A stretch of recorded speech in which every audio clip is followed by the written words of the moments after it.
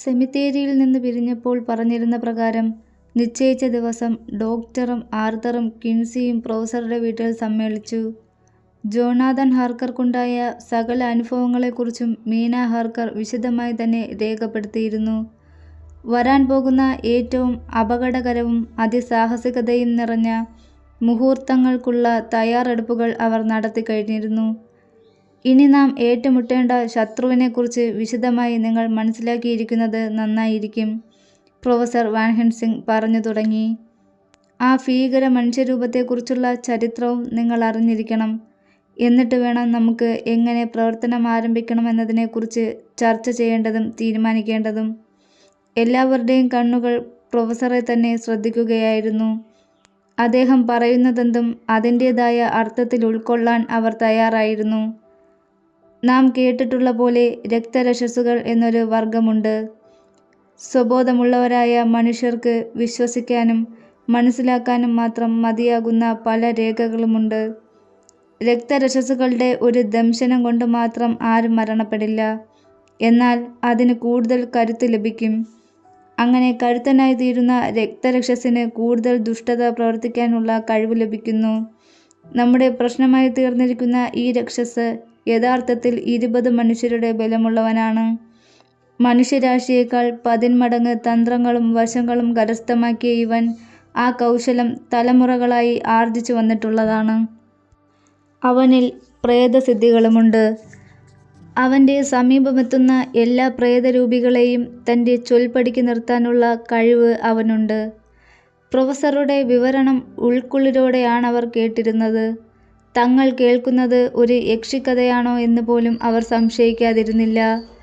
പക്ഷേ യാഥാർത്ഥ്യം ഒരിക്കലും കെട്ടുകഥയാവില്ലല്ലോ, പ്രൊഫസർ തുടർന്നു.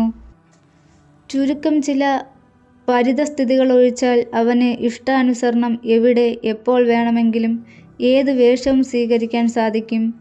അവൻ്റെ പരിധിക്കുള്ളിൽ അവന് പഞ്ചഭൂതങ്ങളെ നിയന്ത്രിക്കാനുള്ള ശക്തിയുണ്ട്.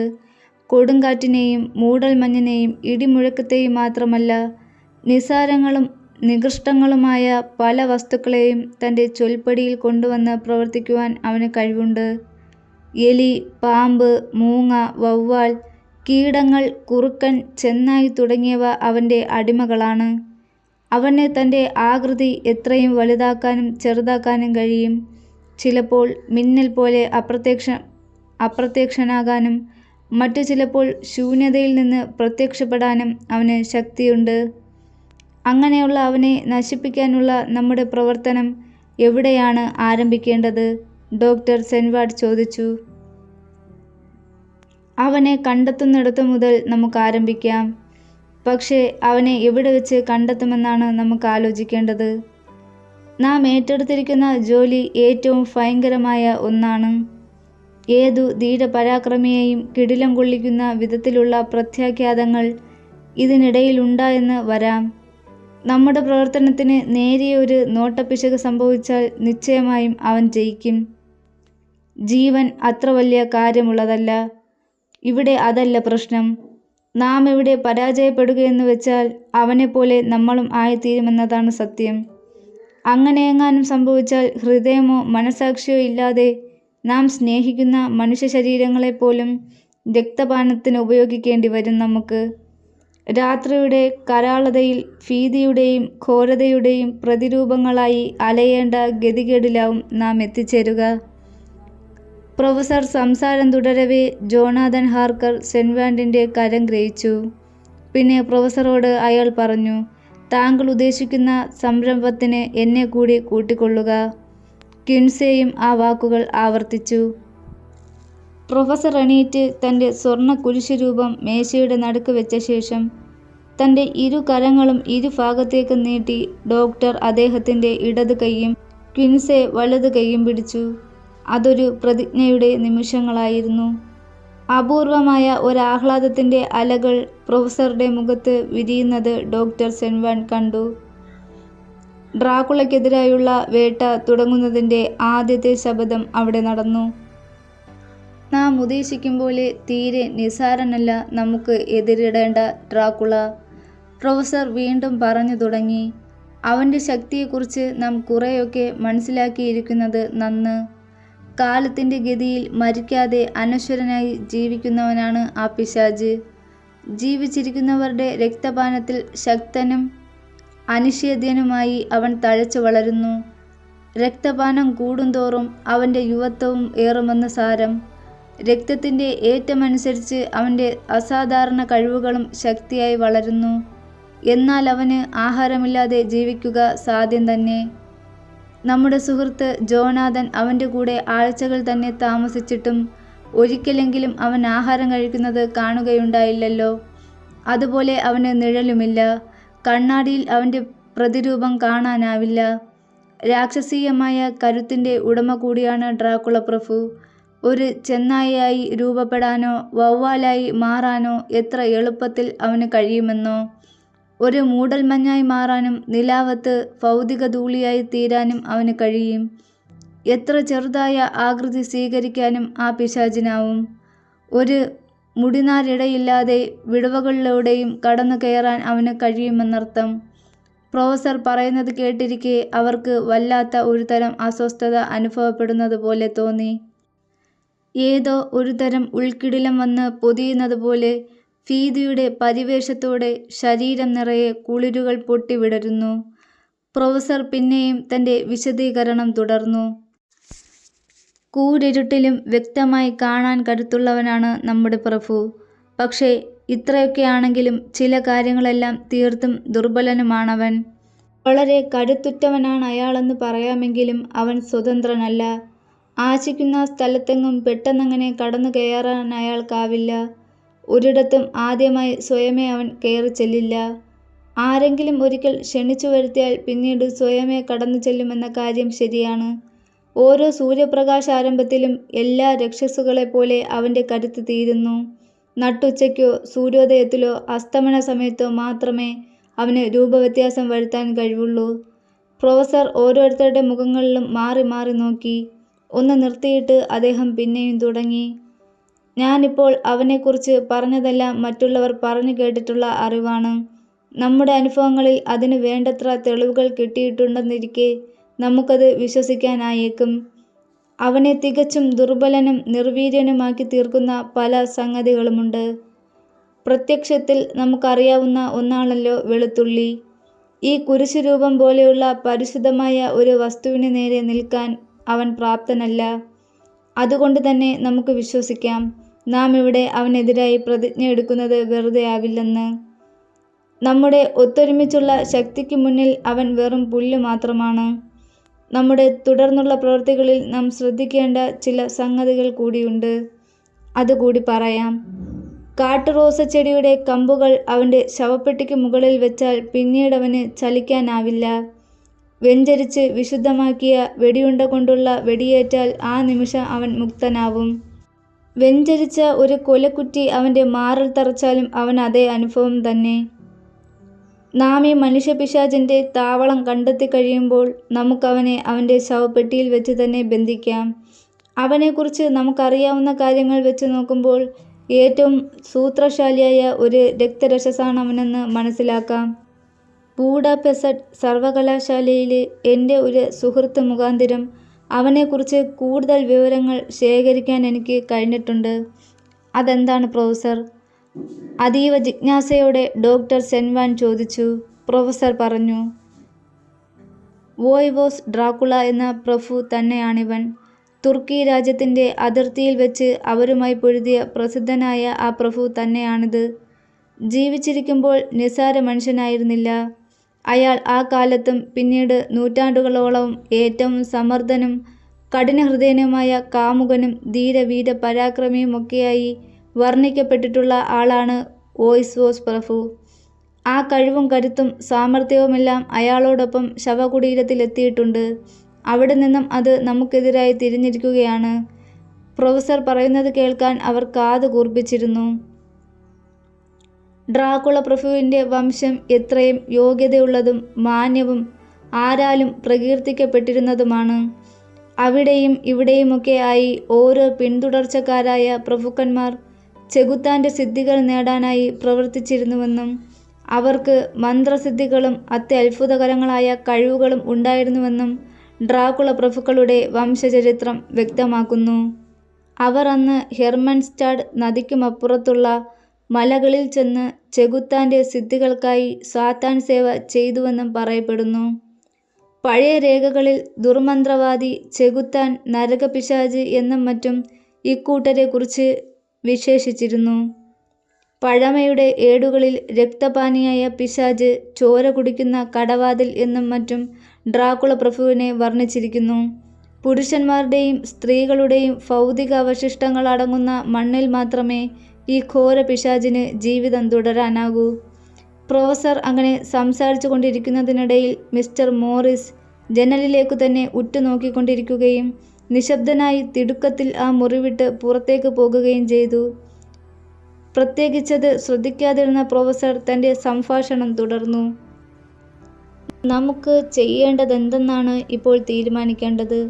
ആ ചെകുത്താനെക്കുറിച്ച് വേണ്ടത്ര വിവരങ്ങൾ കിട്ടിയിട്ടുണ്ട്. അതിൻ്റെ അടിസ്ഥാനത്തിൽ നമ്മുടെ പരിപാടികൾ ആസൂത്രണം ചെയ്യാം. ജോനാഥൻ ഹാർക്കറുടെ അന്വേഷണത്തിൽ ഡ്രാക്കുള കോട്ടയിൽ നിന്നും ഏതാണ്ട് 50 പെട്ടികൾ മണ്ണു നിറച്ച നിലയിൽ വീഡ്സ്ബിയയിൽ എത്തുകയും അവ കാഡ്ഫാക്സ് മാളികയിൽ കൊണ്ടുപോയി കൊടുക്കുകയും ചെയ്തിട്ടുണ്ട്. ഇവയിൽ ചിലതൊക്കെ അവിടെ നിന്നും നീക്കം ചെയ്തിട്ടുള്ള കാര്യം നമുക്ക് അറിയാവുന്നതാണല്ലോ. നമ്മുടെ അന്വേഷണത്തിൻ്റെ തുടക്കം ആ ചുമരിനപ്പുറത്തുള്ള കെട്ടിടത്തിൽ നിന്നു തന്നെ തുടങ്ങേണ്ടിയിരിക്കുന്നു. ബാക്കിയുള്ള പെട്ടികൾ അവിടെയുണ്ടോ അതോ ചിലത് കൂടി മാറ്റപ്പെട്ടിട്ടുണ്ടോ എന്നാണ് നമുക്കറിയേണ്ടത്. ഉടൻതന്നെ പ്രൊഫസറുടെ സംഭാഷണം ഒരു നടുക്കത്തോടെ നിലച്ചു. വീടിന് പുറത്തായി ഒരു കൈത്തോക്ക് നിറയൊഴിക്കുന്ന ശബ്ദം ഉയർന്നപ്പോഴായിരുന്നു അത്. ഒരു കണ്ണാടി ജനൽ വെടിയേറ്റ് പൊട്ടിച്ചിതറി വീണു. പെട്ടെന്നുണ്ടായതുകൊണ്ടാവാം ഡോക്ടർ ഉറക്കെ നിലവിളിച്ചു പോയി. അവരെല്ലാം ഇരിപ്പിടത്തിൽ നിന്നും ചാടി എണീറ്റു. കിൻസെ ആ ജാലകത്തിനടുത്തേക്ക് പാഞ്ഞു ചെന്ന് ജനൽപ്പാളികളിൽ ഒന്ന് തുറന്നിട്ടു. 1-2 മിനിറ്റിനുള്ളിൽ മോറിസ് ആ മുറിക്കുള്ളിലേക്ക് കടന്നു വന്നു. പ്രൊഫസറോടും മറ്റും മാപ്പ് ചോദിച്ചുകൊണ്ട് അവിടെ ഇപ്പോൾ എന്താണുണ്ടായതെന്ന് അദ്ദേഹം വിശദീകരിച്ചു. പ്രൊഫസർ സംസാരിച്ചു കൊണ്ടിരിക്കുന്നതിനിടയിൽ ഒരു വലിയ വവ്വാൽ വന്ന് കണ്ണാടിക്കതകിലിരുന്നു. യാതൊരു ശബ്ദവും കേൾപ്പിക്കാതെയാണ് അതവിടെ ഇരുന്നതെങ്കിലും മോറിസിൻ്റെ കണ്ണുകൾ അത് കണ്ടുപിടിച്ചു. മോറിസിനാണെങ്കിൽ വവ്വാലുകളെക്കുറിച്ച് വല്ലാത്ത ഭയമായിരുന്നു. ആയിടെ അവയുമായി ബന്ധപ്പെട്ട ചില കഥകൾ കൂടി കേട്ടതിനു ശേഷം ആ ജന്തുക്കളുടെ കാഴ്ച തന്നെ അദ്ദേഹത്തിന് ദുസ്സഹമായിരുന്നു. ആ ഇടയ്ക്കൊക്കെ അദ്ദേഹം ചെയ്യാറുള്ളതുപോലെ വവ്വാലിനെ കണ്ടയുടൻ അദ്ദേഹം പുറത്തു പോയി അതിനെ വെടിവെക്കുകയാണുണ്ടായത്. നിങ്ങളതിനെ പരിക്കേൽപ്പിച്ചിട്ടുണ്ടോ? പ്രൊഫസർ വാൻ ഹെൽസിംഗ് ജിജ്ഞാസയോടെ ചോദിച്ചു. ഊവെന്ന് തോന്നുന്നില്ല. അകലെ കാട്ടിലേക്കത് പറന്നു പോകുന്നത് കണ്ടു. പ്രൊഫസർ ആ സംഭവത്തെക്കുറിച്ച് കൂടുതലൊന്നും വിശദീകരിച്ചില്ല. അദ്ദേഹം തൻ്റെ സംഭാഷണം തുടരുകയായിരുന്നു. മുൻപ് നിർത്തിയിടത്തു നിന്ന് തന്നെ അദ്ദേഹം തുടങ്ങി. ഡ്രാക്കുള ലണ്ടനിലേക്ക് പോന്നപ്പോൾ കൊണ്ടുപോന്ന ആ പെട്ടികൾ ഓരോന്നും നാം കണ്ടുപിടിക്കേണ്ടിയിരിക്കുന്നു. പിന്നെ നാം എല്ലാം തയ്യാറായി കഴിയുമ്പോൾ ആ പിശാചിനെ കൊല്ലുകയോ ബന്ധിക്കുകയോ ചെയ്യുന്നു. അവൻ്റെ രഹസ്യതാവളത്തിൽ വെച്ച് തന്നെ ആ മണ്ണ് നിർവീര്യമാക്കുകയും ഇനി ഒരിക്കലും അവൻ അതിനകത്ത് അഭയം തേടാനാവാത്ത വിധത്തിലാക്കുകയും വേണം. ഒടുവിൽ അവനെ അവൻ്റെ മനുഷ്യരൂപത്തിൽ കണ്ടെത്തുകയും ഉച്ചയ്ക്കും സന്ധ്യയ്ക്കുമിടയിൽ അവൻ എത്രയും പരിക്ഷീണനായിരിക്കുന്ന സന്ദർഭം നോക്കി നമുക്കവനെ തകർക്കുകയും ചെയ്യാം. അങ്ങനെയെങ്കിൽ ഒട്ടും സമയം നഷ്ടപ്പെടുത്താതെ അവൻ്റെ വീട്ടിൽ ഉടനടി ഒരു പരിശോധന നടത്തണം. മോറിസിൻ്റെ അഭിപ്രായമായിരുന്നു അത്. പിറ്റേ ദിവസം തന്നെ അവർ ആ അന്വേഷണത്തിനൊരുങ്ങി പുറപ്പെട്ടു. ഡ്രാക്കുള പാർക്കുന്നെന്ന് ഉറപ്പുള്ള ആ കെട്ടിടത്തിലേക്കായിരുന്നു അവരുടെ യാത്ര. ആ പഴയ കെട്ടിടത്തിലെങ്ങും എലിശല്യമായിരിക്കും. അതിനൊരു മറുമരുന്ന് ഞാൻ കരുതിയിട്ടുണ്ട്. ഒരു വിസിൽ ഉയർത്തി കാണിച്ചുകൊണ്ട് പ്രൊഫസർ പറഞ്ഞു. പുറമതിൽക്കെട്ട് ചാടിക്കടന്ന് അവർ ആ കെട്ടിടത്തിലേക്കുള്ള വഴിയിൽ സഞ്ചരിച്ചു തുടങ്ങി. നേരിയ നിലാവിൻ്റെ അലകൾ അവിടെമെങ്ങും ചിതറിക്കിടന്നിരുന്നു. കെട്ടിടത്തിൻ്റെ കോലായിലെത്തിക്കഴിഞ്ഞപ്പോൾ പ്രൊഫസർ തൻ്റെ സഞ്ചി തുറന്ന് അതിൽ നിന്ന് ചില സാധനങ്ങളെടുത്ത് നിരത്തി. അതിഭയങ്കരമായ ഒരാപത്തിനെ തേടിയാണ് നാം ഇറങ്ങിയിരിക്കുന്നത്, പ്രൊഫസർ കൂട്ടുകാരോട് പറഞ്ഞു തുടങ്ങി. നമ്മുടെ ശത്രു പ്രേതരൂപി മാത്രമല്ല, അവന് 20 ആളുകളുടെ ശക്തിയുണ്ടെന്നുള്ളത് ഓർമ്മ വേണം. നമ്മുടെയെല്ലാം കണ്ടനാളം കടിച്ചു മുറിക്കാൻ ഒരു നിമിഷം പോലും അവന് വേണ്ട. എങ്കിലും കരുത്തന്മാരായ ഒരു കൂട്ടം ആളുകൾക്ക് അവനെ എതിർക്കാൻ കഴിയും. എന്നാൽ അവനിൽ നിന്നുണ്ടാകുന്ന ആപത്തും പരിക്കുകളും നമ്മെ പീഡിപ്പിക്കുമെന്നല്ലാതെ അതേ പ്രകാരത്തിൽ അവനെ പരിക്കേൽപ്പിക്കുവാനോ അപകടപ്പെടുത്തുവാനോ നമുക്ക് സാധ്യമല്ല. അതുകൊണ്ട് നാം നമ്മെ തന്നെ കാത്തുകൊള്ളേണ്ടിയിരിക്കുന്നു. സംസാരത്തിനിടയിൽ സഞ്ചിയിൽ നിന്നൊരു വെള്ളിക്കുരിശ് പ്രൊഫസർ ജോനാഥൻ എടുത്തു കൊടുത്തു. തൊട്ടടുത്ത് നിന്നിരുന്ന ഡോക്ടർക്ക് ഒരു പൂമാലയും നൽകി. ഈ മാല വെളുത്തുള്ളി പൂക്കൾ കൊണ്ടുണ്ടാക്കിയതാണ്. താങ്കൾ ഇതണിഞ്ഞുകൊള്ളൂ. മറ്റു ചില സാധനങ്ങളെടുത്ത് സംഘത്തിൽ അവശേഷിച്ചവർക്ക് അദ്ദേഹം നൽകി. പ്രതിരോധ സാധനങ്ങൾ എല്ലാവർക്കും നൽകിക്കഴിഞ്ഞപ്പോൾ പ്രൊഫസർ തിരക്കി, ആ കള്ളത്താക്കോൽ എവിടെ? അതുണ്ടെങ്കിൽ നമുക്കുടനെ കതക് തുറന്ന് അകത്ത് കടക്കാം. ലൂസിയുടെ കല്ലറയിൽ കടന്നതുപോലെ പൂട്ട് കുത്തിപ്പൊളിച്ച് കടക്കാൻ ശ്രമിക്കേണ്ട. ഡോക്ടർ സെൻവാൻറ്റ് ഒരു താക്കോൽ കൂട്ടമെടുത്ത് ഓരോന്നായി പരീക്ഷിച്ചു നോക്കി. ഒടുവിൽ ഒരെണ്ണം ആ വാതിലിന് യോജിക്കുകയും ആ വാതിൽ തുറക്കാൻ സഹായകമാവുകയും ചെയ്തു. ഏതാനും നിമിഷങ്ങൾക്കുള്ളിൽ ആ വാതിൽ മലർക്കെ തുറക്കപ്പെട്ടു. വല്ലാത്തൊരു നടുക്കമാണ് ആ വാതിൽ തുറന്നപ്പോൾ എല്ലാവരിലും അനുഭവപ്പെട്ടത്. മുൻപ് എപ്പോഴും എന്നപോലെ പ്രൊഫസർ തന്നെയാണ് മുറിയിലേക്ക് ആദ്യം കാലെടുത്ത് കുത്തിയത്. അകത്തളത്തിലൂടെ മുന്നോട്ട് നീങ്ങിയപ്പോൾ കുരിശ് വരച്ച് പ്രാർത്ഥിച്ചുകൊണ്ട് പ്രൊഫസർ പറഞ്ഞു, ഈശ്വര, നിന്റെ തിരുനാമം എപ്പോഴും എപ്പോഴും നിങ്ങൾക്ക് തുണയായിരിക്കട്ടെ. അവർ അകത്ത് കടന്നയുടനെ പിന്നിലെ വാതിൽ അടച്ചുറപ്പിച്ചു. അങ്ങനെ ചെയ്തില്ലെങ്കിൽ ആ കെട്ടിടത്തിനുള്ളിൽ ടോർച്ച് തെളിയിക്കുമ്പോൾ ആ വെളിച്ചം വഴിയെ പോകുന്നവരുടെ ശ്രദ്ധ ആകർഷിച്ചേക്കുമെന്നവർ ഭയന്നു. പെട്ടെന്ന് പുറത്തിറങ്ങേണ്ടി വന്നെങ്കിലോ എന്ന് കരുതി ആ വാതിലിൻ്റെ സാക്ഷികളും മറ്റും പ്രൊഫസർ നന്നായി പരിശോധിക്കുകയുണ്ടായി. പിന്നീട് തങ്ങളുടെ വിളക്കുകൾ തെളിയിച്ച് ആ മുറികൾ ഓരോന്നായി പരിശോധിക്കാൻ തുടങ്ങി. കനത്ത പൊടിപടലങ്ങളാൽ ആവൃതമായിരുന്നു ആ പ്രദേശമെങ്ങും. ഇഞ്ചുകളോളം കനത്തിൽ തറയിൽ പൊടിയും അഴുക്കും നിറഞ്ഞു കിടന്നിരുന്നു. അവിടവിടെ കനത്ത പാദമുദ്രകളും കാണാം. ചുമരുകളാകെ പൊടിയണിഞ്ഞ് വൃത്തികേടായി കിടന്നു. മുറിയുടെ മൂലകളിൽ ചിലന്തിവലകൾ കീറപ്പഴം തുണികൾ തൂക്കിയിട്ട പോലെ ചിതറിക്കിടന്നിരുന്നു. ആ മുറിമധ്യത്തിൽ പഴകിയ ഒരു മേശയും അതിനു മുകളിൽ ഒരു താക്കോൽ കൂട്ടവും കാണപ്പെട്ടു. പ്രൊഫസർ അതെടുത്ത് പരിശോധിച്ചു. താക്കോൽ കൂട്ടം പലതവണ ഉപയോഗിച്ചിട്ടുണ്ടെന്ന് അദ്ദേഹം എളുപ്പം കണ്ടുപിടിച്ചു. ആ താക്കോൽ കൂട്ടം കയ്യിലെടുത്തുകൊണ്ട് പ്രൊഫസർ ജോനാഥൻ്റെ നേരെ തിരിഞ്ഞു. ജോനാഥൻ, താങ്കൾക്ക് ഈ സ്ഥലത്തെക്കുറിച്ച് നന്നായി അറിയാമല്ലോ. പ്രാർത്ഥനാലയത്തിലേക്കുള്ള വഴി ഏതാണെന്ന് കാട്ടിത്തരൂ. മുൻപ് ഡ്രാക്കുള പ്രഭുവിന് ഈ കെട്ടിടം വാങ്ങാനുള്ള ആധാരം ശരിയാക്കാനായിരുന്നു ജോനാഥൻ പ്രഭുവിൻ്റെ കോട്ടയിലേക്ക് പോയത്. ആ കെട്ടിടത്തിൽ ആദ്യം കയറുകയാണെങ്കിലും അതിലെ ഓരോ ഇഞ്ച് സ്ഥലവും ജോനാഥന് പരിചയമുണ്ടായിരുന്നു. അയാൾ പ്രൊഫസർ പറഞ്ഞതനുസരിച്ച് വഴികാട്ടിയ പോലെ മുന്നിൽ നടക്കുകയും മറ്റുള്ളവർ ജോനാഥനെ പിന്തുടരുകയും ചെയ്തു.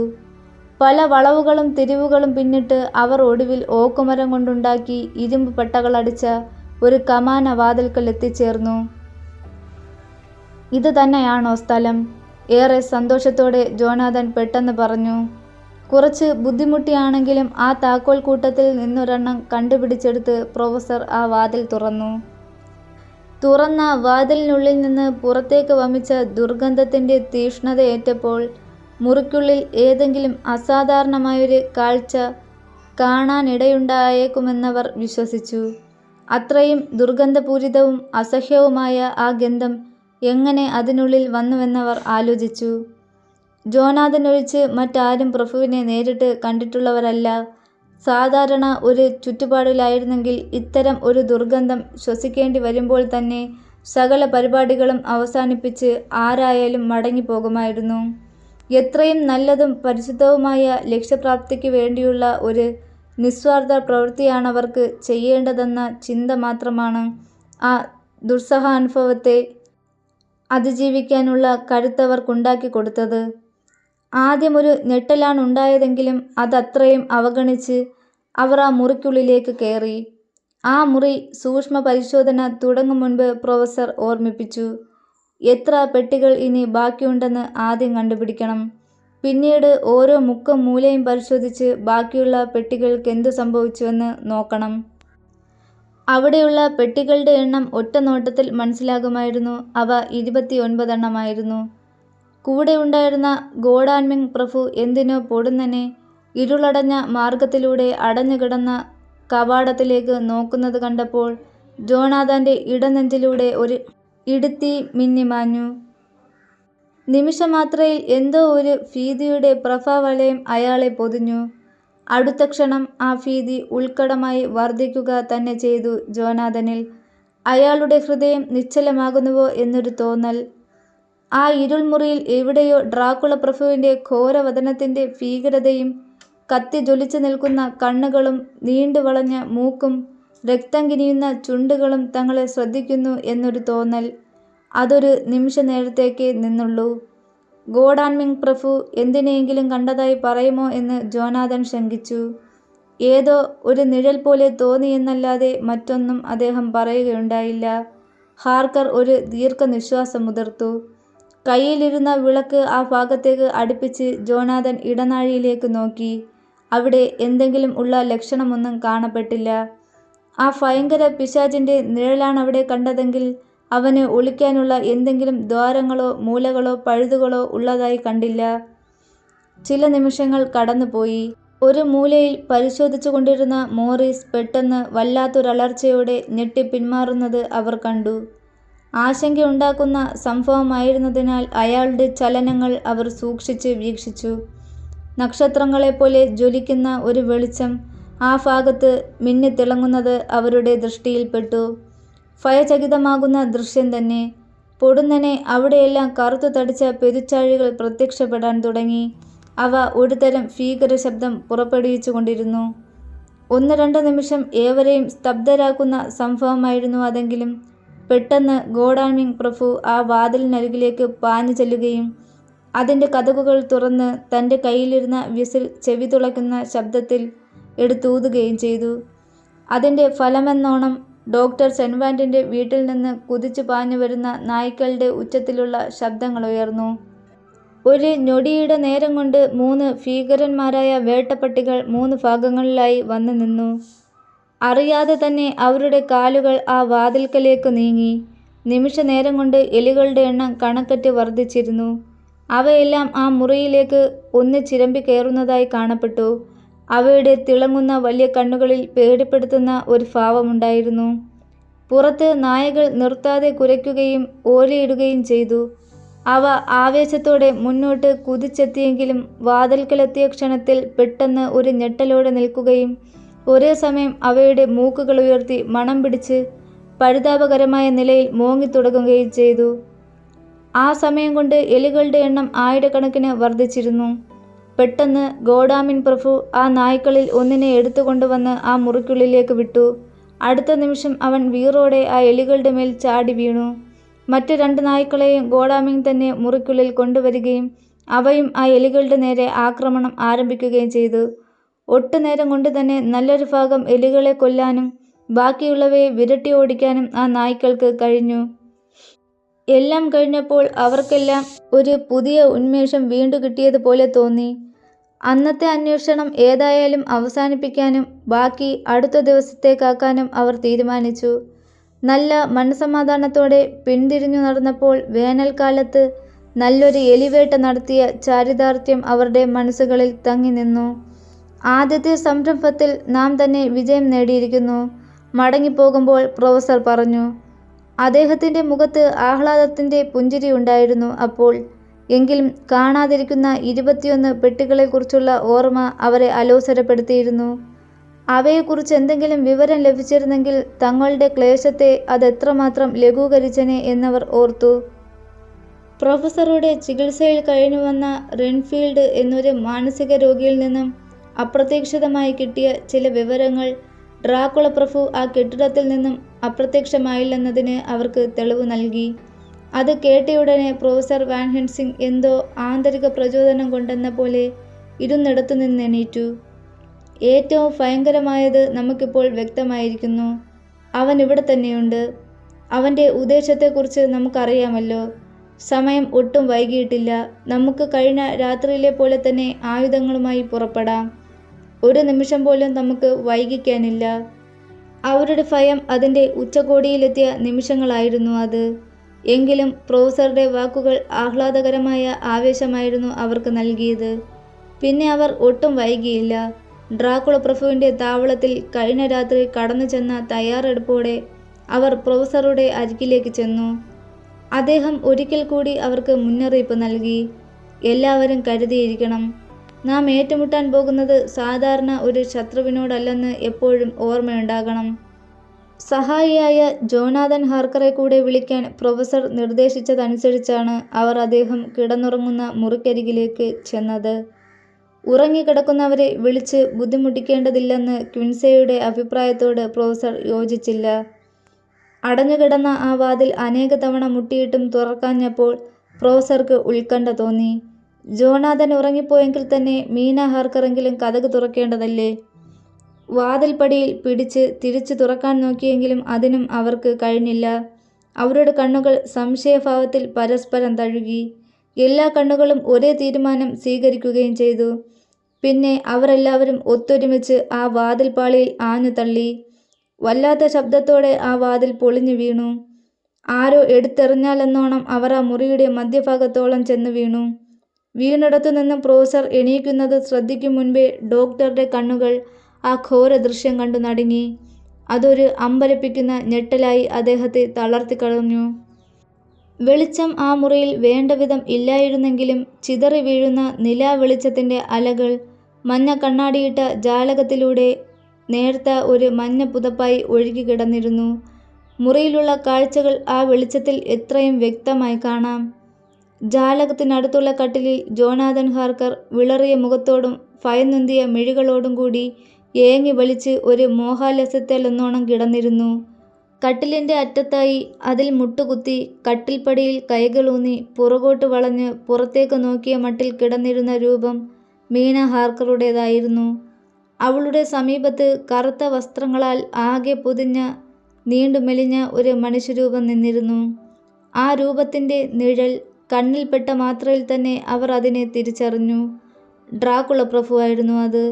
അയാൾ തൻ്റെ ഇടതു കൈയിൽ അവളുടെ കൈകൾ കൂട്ടിപ്പിടിച്ചിരുന്നു. അയാളുടെ വലതുകരം അവളുടെ കഴുത്തിൻ്റെ പിൻഭാഗത്തും ഇറുകെ പിടിച്ചിരുന്നു. അയാൾ അവളെ തൻ്റെ മാറിലേക്ക് വലിച്ചടുപ്പിക്കുകയായിരുന്നു. അവളുടെ നിശാവസ്ത്രം രക്തത്തിൽ കുഴഞ്ഞു കിടക്കുന്നു. ഡ്രാക്കുള പ്രഭുവിൻ്റെ മാറുടത്തിൽ നിന്നും ഒരരുവി പോലെ താഴേക്കൊഴുകി വീണുകൊണ്ടിരുന്ന രക്തപ്പുഴ കണ്ട് സ്തബ്ധരായി അവർ നിന്നുപോയി. അവർ ആ മുറിയിലേക്ക് തെറിച്ചു വീണ മാത്രയിൽ പ്രഭു മുഖം തിരിച്ചു നോക്കി. അയാളുടെ നെറ്റിയിലെ ആ ഭയങ്കര മുറിവ് അപ്പോഴും അന്നത്തേതുപോലെ തന്നെ ഉണ്ടായിരുന്നു.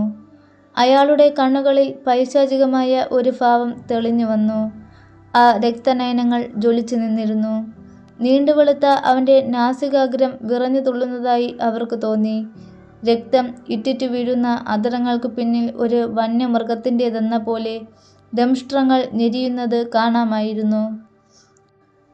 തൻ്റെ ഇരയെ ഒറ്റത്തട്ടിന് കട്ടിലിലേക്ക് മറിച്ചിട്ട് ബീഭത്സതയാർന്ന സ്വരത്തിൽ മുരണ്ടുകൊണ്ട് ആ രൂപം അവരുടെ നേർക്ക് കുതിച്ചു. അത് കരുതി നിന്നിരുന്ന പ്രൊഫസർ പൊടുന്നനെ പരിശുദ്ധ അപ്പക്കഷ്ണങ്ങൾ നിറച്ച കവർ അവൻ്റെ നേർക്ക് നീട്ടി. മുൻപ് ലൂസി ശവക്കിടങ്ങിന് മുൻപിൽ വെച്ച് ചെയ്തതുപോലെ പ്രഭു പെട്ടെന്ന് നിൽക്കുകയും നടുങ്ങി പിന്നോട്ട് മാറുകയും ചെയ്തു. കുരിശുരൂപങ്ങളുമായി അവർ തൻ്റെ നേർക്കടുക്കുന്നതിനനുസരിച്ച് അവൻ പിന്നോട്ട് മാറിക്കൊണ്ടിരുന്നു. പെട്ടെന്ന് ഒരു കാർമേഘം ചന്ദ്രകലയെ മറച്ചു. നിലാവിൻ്റെ നേർത്ത അലകളുണ്ടായിരുന്നത് മാഞ്ഞു. കിൻസെ വലിയ വിളക്ക് തെളിയിച്ചപ്പോഴേക്കും അവ്യക്തമായ കുറെ പുകപടലമല്ലാതെ മറ്റൊന്നും ആ രൂപത്തിൻ്റെ സ്ഥാനത്ത് അവർക്ക് കാണാൻ കഴിഞ്ഞില്ല. ജനൽ കതകിലെ വിള്ളലുകളിൽ കൂടി ആ പുകപടലം കുറേശ്ശെ കുറേശ്ശെ പുറത്തേക്കൊഴുകി അപ്രത്യക്ഷമായി. വാൻ ഹെൻസിങ്ങും ആർത്തറും കൂടി മീന ഹാർക്കറുടെ സമീപത്തേക്ക് ചെന്നപ്പോൾ അവൾ വല്ലാത്ത ശബ്ദത്തിൽ ചെവി കൊട്ടിയടയ്ക്കും വിധം ഒന്നലറി. പ്രഭുവിൻ്റെ മൃഗീയമായ പിടിയിൽപ്പെട്ട് ചതഞ്ഞു ചോരച്ച അവളുടെ കൈകൾ കൊണ്ട് മുഖം പൊത്തി മീന പൊട്ടിക്കരഞ്ഞുകൊണ്ടിരുന്നു. ജോനാഥൻ ഹാർക്കറും രക്തരക്ഷസ് സൃഷ്ടിച്ച മോഹന നിദ്രയിലായിരുന്നു. പ്രൊഫസർ ഒരു തൂവാല വെള്ളത്തിൽ നനച്ച് അയാളെ മെല്ലെ അടിക്കാൻ തുടങ്ങി. ഡോക്ടർ ജനൽ കർട്ടൻ ഉയർത്തി പുറത്തേക്ക് നോക്കി നിൽക്കുകയായിരുന്നു. ചന്ദ്രപ്രകാശം അപ്പോൾ ധാരാളിത്തത്തോടെ പ്രകാശം പരത്തിയിരുന്നു. അങ്ങനെ നോക്കി നിൽക്കെ ക്വിൻസെ പുൽത്തകിടിയിലൂടെ അപ്പുറത്ത് മുറ്റത്തിനെതിരെയുള്ള ഒരു വൃക്ഷത്തിൻ്റെ പിന്നിൽ പതുങ്ങുന്നത് കണ്ടു. അയാൾ എന്തു ചെയ്യുകയാണെന്ന ജിജ്ഞാസയോടെ ഡോക്ടർ നിൽക്കുകയാണ്. ജോനാഥൻ ഹാർക്കർ ഉണർന്നു. അയാളുടെ മുഖത്ത് അമ്പരപ്പാർന്ന നോട്ടമാണപ്പോൾ കാണപ്പെട്ടത്. പെട്ടെന്ന് ജോനാഥന് സുബോധം മുഴുവനും വീണ്ടു കിട്ടുകയും അയാൾ ചാടിപ്പിടഞ്ഞെണീക്കുകയും ചെയ്തു. പ്രിയപ്പെട്ട ഡോക്ടർ സെൻവാൻ, എന്താണിവിടെ സംഭവിച്ചതെന്ന് പറയൂ. ഈ കാണുന്നതിൻ്റെയൊക്കെ അർത്ഥം എന്താണെന്ന് പറയൂ. പരിഭ്രമത്തോടെ ഹാർക്കർ പുലമ്പി. അയാളുടെ വെപ്രാളം കണ്ട് പ്രൊഫസർ ആശ്വസിപ്പിച്ചു. ഒട്ടും പരിഭ്രമിക്കേണ്ട കുഞ്ഞെ, ഞങ്ങളൊക്കെ ഇവിടെ ഉള്ളപ്പോൾ ഒരു നീചശക്തിക്കും നിങ്ങളെ സമീപിക്കുവാൻ സാധ്യമല്ല. ഈ രാത്രി നിങ്ങൾ സുരക്ഷിതരാണ്. ഞങ്ങൾക്ക് പലതും ആലോചിച്ച് തീരുമാനിക്കേണ്ടിയിരിക്കുന്നു. പക്ഷേ അതുകൊണ്ട് ഹാർക്കർ തൃപ്തനായില്ല. അവിടെ നടന്നത് എന്താണെന്ന് ഒടുവിൽ ഡോക്ടർ അയാളെ വിസ്തരിച്ച് പറഞ്ഞു കേൾപ്പിച്ചു. ആ നേരത്താണ് ആർത്തറും കിൻസയും വീണ്ടും മുറിക്കുള്ളിലേക്ക് കയറി വന്നത്. പ്രഭുവിനെ തിരക്കി ആ ബംഗ്ലാവിലും പരിസരത്തുമൊക്കെ അലയുകയായിരുന്നു അവർ. ഈ പരിസരത്തു നിന്ന് അവൻ ഏതായാലും രക്ഷപ്പെട്ടിട്ടുണ്ട്. അവനിപ്പോൾ അവൻ്റെ താവളത്തിൽ തന്നെയുണ്ട്. മാത്ര നേരത്തേക്കേ ഉണ്ടായിരുന്നുള്ളൂവെങ്കിലും അവൻ അവിടെ സർവ്വതും താറുമാറാക്കിയിട്ടുണ്ട്. രേഖകളെല്ലാം കത്തിച്ചു കളഞ്ഞു. സ്വനഗ്രാഹിയിലെ ദണ്ഡുകൾ വരെ കത്തിച്ചു കളഞ്ഞിരിക്കുന്നു, ആർത്തർ പറഞ്ഞു. ഇനി ഒരു നിമിഷം പോലും നമുക്ക് വെറുതെ കളയാനില്ല. എത്രയും വേഗം അവനെ തളച്ചില്ലെങ്കിൽ നമ്മെ എല്ലാവരെയും ബാധിക്കുന്ന ഒരു പ്രശ്നമാകുമത്. ക്വിൻസെ ഭീതി കലർന്ന സ്വരത്തിൽ മന്ത്രിച്ചു. ആരും അതിനെ എതിർത്തില്ല. അവർ കാർഫക്സിൽ പോകാൻ തീരുമാനിച്ചത് പെട്ടെന്നായിരുന്നു. ഒരിക്കൽ പോയി മടങ്ങി വന്നിരുന്നത് കാരണം ഇത്തവണ വലിയ ബുദ്ധിമുട്ട് കൂടാതെ അവർ ഡ്രാക്കുള പ്രഭുവിൻ്റെ ആ അഴുക്കും പൊടിയും പിടിച്ച് വൃത്തിഹീനമായ കെട്ടിടത്തിൽ പ്രവേശിക്കാൻ അവർക്ക് കഴിഞ്ഞു. ആ പരിസരം എത്ര ഭീതിതമാണെന്നും അപകടം പതിയിരിക്കുന്നതാണെന്നും അവർക്കറിയാമായിരുന്നു. ലക്ഷ്യപ്രാപ്തി എത്തുവോളം വിശ്രമമില്ലെന്ന് ദൃഢപ്രതിജ്ഞ എടുത്തിട്ടല്ലായിരുന്നുവെങ്കിൽ, എന്നും പേടിപ്പെടുത്തുന്ന ഓർമ്മകൾ ആവേശം കൊടുക്കാനില്ലായിരുന്നുവെങ്കിൽ അവരൊരിക്കലും ഇത്തരം പ്രവൃത്തികളിൽ ഏർപ്പെടുകയില്ലായിരുന്നു. ആ വീട് ഉപയോഗിക്കപ്പെട്ടതിന് തെളിവുകളൊന്നും ഉണ്ടായിരുന്നില്ല. ആ പഴയ പള്ളിക്കുള്ളിൽ ഇരുട്ടറയിൽ ആ കൂറ്റൻ പെട്ടികൾ നേരത്തെ അവർ കണ്ടതുപോലെ തന്നെ കാണപ്പെട്ടു. ആ പെട്ടിക്ക് മുൻപിൽ നിൽക്കുമ്പോൾ പ്രൊഫസർ പറഞ്ഞു, നമുക്കിപ്പോൾ പ്രധാനമായി ഒരു കാര്യം ചെയ്യാനുണ്ട്. ആ ചെകുത്താൻ നീചമായ ഉപയോഗത്തിനായി കൊണ്ടുവന്നിട്ടുള്ള ഈ പരിശുദ്ധ മണ്ണ് നാം നിർവീര്യമാക്കണം. അങ്ങനെ അവൻ്റെ ആയുധം ഉപയോഗിച്ച് തന്നെ അവനെ നമുക്ക് പരാജയപ്പെടുത്താം. സംസാരത്തിനിടയിൽ പ്രൊഫസർ ഒരു സ്ക്രൂ ഡ്രൈവറും ചുറ്റികയും കയ്യിൽ എടുത്തു കഴിഞ്ഞിരുന്നു. നിമിഷങ്ങൾക്കകം ആ പെട്ടികളിൽ ഒരെണ്ണത്തിൻ്റെ മൂടി തുറന്നു. മണ്ണ് അഴുകിയ മണം വന്നുവെങ്കിലും അത് കൂട്ടാക്കാതെ എല്ലാവരും പ്രൊഫസറെ തന്നെ ശ്രദ്ധിച്ച് നിൽക്കുകയായിരുന്നു. സഞ്ചിക്കുള്ളിൽ നിന്നും വിശുദ്ധ അപ്പക്കഷ്ണമെടുത്ത് ആ പെട്ടിക്കുള്ളിലിട്ട ശേഷം അതിൻ്റെ മൂടി അദ്ദേഹം പൂർവ്വസ്ഥിതിയിൽ തന്നെ അടച്ചു. അവിടെ ഉണ്ടായിരുന്ന എല്ലാ പെട്ടികളിലും അവർ അത് ആവർത്തിച്ചു. അവിടുത്തെ കൃത്യം ചെയ്തു കഴിഞ്ഞ് പുറത്തേക്കിറങ്ങി വാതിലടയ്ക്കുമ്പോൾ പ്രൊഫസർ പറഞ്ഞു, ഇതുപോലെ മറ്റുള്ളവയിലും ചെയ്തു കഴിഞ്ഞാൽ ഇന്ന് വൈകുന്നേരം തന്നെ മേഡം മീനായുടെ സകല ഉന്മേഷവും വീണ്ടു കിട്ടും. ആ ചെകുത്താൻ്റെ ദംശനമേറ്റ കളങ്കമെല്ലാം എന്നേക്കുമായി അപ്രത്യക്ഷമാകും. ഫ്രഞ്ച് സ്ട്രീറ്റിൽ ഒരു പഴയ കെട്ടിടത്തിൽ ഒളിച്ചു സൂക്ഷിച്ചിരുന്ന 9 പെട്ടികൾ നിർവീര്യമാക്കാനായിരുന്നു അവരുടെ അടുത്ത പരിപാടി. അവർ അവിടെ എത്തുമ്പോൾ പക്ഷേ ഒരു പെട്ടി കുറവുള്ളതായി കാണപ്പെട്ടു. ആ പെട്ടി കണ്ടെത്തും വരെ അവരുടെ അന്വേഷണം അവസാനിക്കില്ലെന്ന് തീർച്ചയായി. ആരുമധികം ശ്രദ്ധിക്കാത്ത ആ കെട്ടിടത്തിലേക്ക് അവൻ വരാനിടയുണ്ടെന്നറിയാമായിരുന്നതുകൊണ്ട് അവർ അവനെ കാത്തിരിക്കാൻ തുടങ്ങി. വളരെ നേരം ആ കാത്തിരിപ്പ് അവർ തുടർന്നു. ആക്രമണത്തിനുള്ള മാർഗങ്ങൾ തയ്യാറെടുപ്പോടെ അവർ കരുതിയിരുന്നു. കുറച്ചു സമയം കൂടി കഴിഞ്ഞു പോയി. പെട്ടെന്ന് ക്വിൻസെ ഒരു കൈയുയർത്തി കാണിച്ചു കൊടുത്തു, ശ്രദ്ധിക്കുവാനുള്ള അടയാളം കൊടുത്തു. ആ നിമിഷത്തിൽ തന്നെ പുറന്തളത്തിലേക്കുള്ള പ്രധാന കവാടത്തിൽ ഒരു താക്കോൽ കടത്തി മെല്ലെ തിരിക്കുന്ന ശബ്ദം അവരുടെ കാതുകളെ തഴുകി. ഉദ്യോഗനിർഭരമായ ഒരു മുഹൂർത്തമായിരുന്നു അത്. മുൻപെപ്പോഴും ചെയ്യാറുള്ളതുപോലെ ക്വിൻസെ തൻ്റെ പ്രവർത്തനങ്ങൾക്ക് നേതൃത്വം നൽകാനൊരുങ്ങി. മിന്നൽ വേഗത്തിൽ അയാൾ ആ മുറിയിലാകെ ഒരു നോട്ടമിട്ട ശേഷം ഒരക്ഷരവും മുരിയാടാതെ ആവിഷ്കരിക്കേണ്ട കർമ്മപദ്ധതി നിമിഷനേരം കൊണ്ട് ആസൂത്രണം ചെയ്തു. അവരെ ഓരോരുത്തരെയും ഓരോ സ്ഥാനത്തായി നിർത്തി.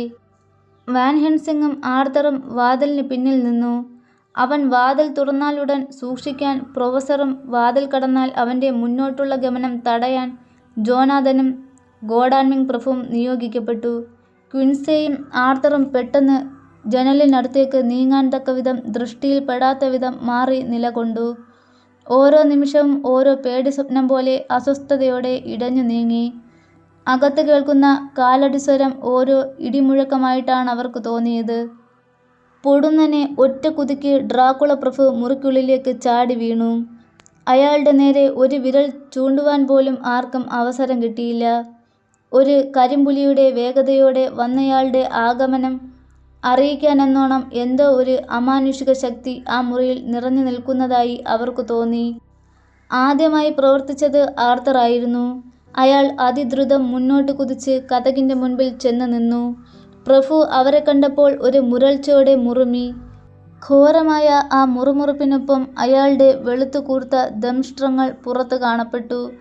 ക്ഷണനേരം കൊണ്ട് തോന്നിയ ഏതോ അന്തർപ്രചോദനത്താലെന്നോണം അവർ ഒന്നായി അടുത്ത നിമിഷം അവൻ്റെ മേൽ ചാടി വീണു. ആക്രമണത്തിനുള്ള പദ്ധതി വ്യക്തമായി നേരത്തെ ആവിഷ്കരിക്കാതിരുന്നത് തികച്ചും ദയനീയമായി പോയെന്നവർക്ക് ബോധ്യമായി. എന്താണ് ചെയ്യേണ്ടതെന്ന് ആർക്കും അറിയാൻ കഴിയാത്തതുപോലെയായി അവർക്ക്. അവരുടെ പക്കലുള്ള ആയുധങ്ങൾ പോലും പ്രയോജനപ്പെടുമെന്ന് തോന്നിയില്ല. എങ്കിലും ഹാർക്കർ വലിച്ചൂരിയെടുത്ത തൻ്റെ മൂർച്ചയേറിയ കത്തി ആ ഭീകരരൂപിയുടെ നേർക്ക് ശക്തിയായി ആഞ്ഞു വീശി. മാരകമായ ആ പ്രയോഗം അമാനുഷിക വേഗതയിൽ പിന്നോട്ട് ചാടി മാറിയതിനാൽ പ്രഭുവിൻ്റെ ജീവൻ രക്ഷിച്ചു. ഒരു നിമിഷാർദ്ധം തെറ്റിയിരുന്നെങ്കിൽ ആ കത്തി പ്രഭുവിൻ്റെ ഹൃദയം കീറി മുറിച്ചുകൊണ്ട് മറുപുറം കടക്കുമായിരുന്നു. ഒരു നിമിഷ നേരത്തേക്ക് ഡ്രാക്കുള പ്രഭുവിൻ്റെ മുഖത്ത് പൈശാചികമായ ഒരു മൃഗീയ ഭാവം ദൃശ്യമായി. അത് കണ്ടുനിന്ന ഡോക്ടർക്ക് ഹാർക്കറെക്കുറിച്ച് ഭയം തോന്നി. ഹാർക്കർ ആകട്ടെ ആ കത്തി വീണ്ടും പ്രയോഗിക്കുവാനായി ഉയർത്തി വീശി കഴിഞ്ഞിരുന്നു. പൊടുന്നനെ ഇടത് കൈയിൽ വിശുദ്ധ അപ്പം നിറച്ച സഞ്ചിയും കുരിശുരൂപവും ഉയർത്തിപ്പിടിച്ചുകൊണ്ട് ഡോക്ടർ മുന്നോട്ട് നീങ്ങി. ആ ഭീകര സത്വം ഭയന്ന് പിന്മാറി. ആ നിമിഷം തന്നെ മറ്റുള്ളവരും അവനെ നേരിട്ടു. പ്രഭുവിൻ്റെ മുഖത്ത് അപ്പോൾ പ്രത്യക്ഷപ്പെട്ട വെറുപ്പും പകയും കോപവും പൈശാചിക ഭാവവുമെല്ലാം വർണ്ണിക്കാനാവാത്തതായിരുന്നു. ബ്രാം സ്റ്റോക്കേഴ്സ് ഡ്രാക്കുള എപ്പിസോഡ് 11 ഇവിടെ അവസാനിച്ചിരിക്കുന്നു. എപ്പിസോഡ് 11 കാണുന്നതിന് മുന്നേ തന്നെ നമ്മുടെ ചാനൽ അപ്ലോഡ് ചെയ്തിരിക്കുന്ന എപ്പിസോഡ് 10 വരെ നിങ്ങൾ കാണേണ്ടതാണ്. എന്നാൽ മാത്രമേ ഈ തുടർന്നുള്ള ഭാഗം നിങ്ങൾക്ക് മനസ്സിലാകുകയുള്ളൂ. നമ്മുടെ ചാനൽ കയറി ഇഷ്ടപ്പെട്ട് കഴിഞ്ഞാൽ വീഡിയോസ് എല്ലാം ലൈക്ക് ചെയ്യാൻ മറക്കരുത്. അതുപോലെ തന്നെ ചാനലൊന്ന് സബ്സ്ക്രൈബ് ചെയ്തും പരിഗണിക്കാൻ മറക്കരുത്. നിങ്ങളുടെ അഭിപ്രായങ്ങളും നിർദ്ദേശങ്ങളും കമൻറ്റുകളായി രേഖപ്പെടുത്തുക. അപ്പോൾ പുതിയൊരു വീഡിയോയുമായി കാണുന്നതുവരെ ഗുഡ് ബൈ.